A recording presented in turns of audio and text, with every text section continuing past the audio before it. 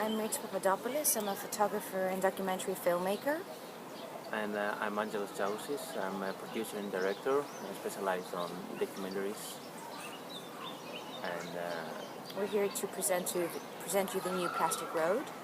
but we started back in 2011, and last week, no, 2 weeks ago, was the first screening at the International Documentary Festival in Thessaloniki. Well, the film is actually focusing on the social economical change in Tajikistan, and that's because China opened the borders with the country in 2005 by opening the road and starting a business of trade between the two countries. So we actually focus in how through this road you have these changes in the country. And we focus on a character named Davlat, who is one of the first merchandisers since the opening of this border that start trading goods from China in his local community. Well, where we actually are, it's in the Pamir Mountains. We're next to the borders with Afghanistan. We're near the borders with China.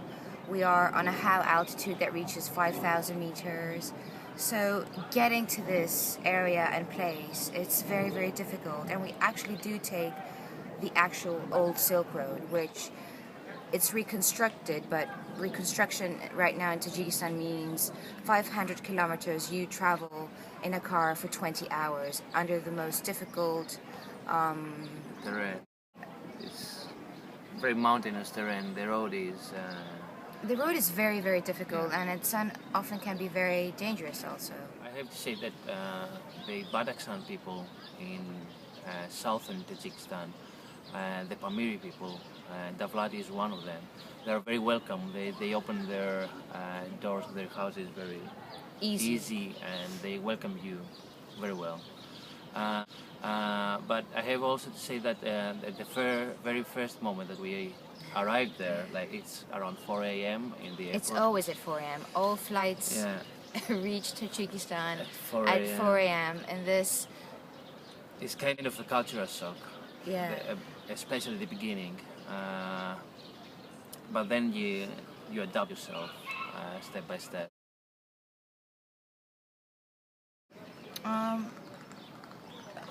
One thing we want to offer is a story that hasn't really been told, and it hasn't. I really believe that. I mean, this part of the world is changing now, and it's changing very fast, and we were there from a quite early stage, and now they had this, in last September they had this meeting between China, Uzbekistan, Kyrgyzstan, and Russia to expand actually this road network until the west.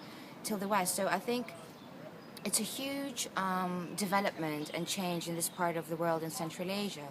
So one for us, it was just, to see something, the actual change happening in front of our eyes. I think that's very, very important as storytellers and as humans.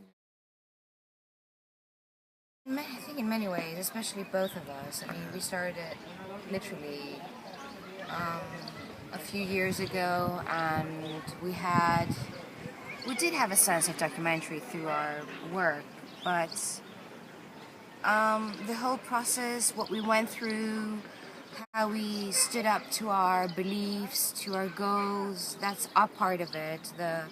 The reality of creating a documentary that really changed us, that really helped us, to be able to narrate and talk about narration and talk about storytelling.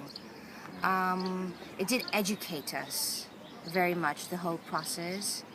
And then the actual filming, being there, it did mature us for sure, and you definitely feel human. And I very much, that's the reason we do documentaries, and that's the reason we do want to approach people and stories, because I think it makes us, a better person, people, hopefully more human, understanding the world and being open to see things that you haven't seen or heard before.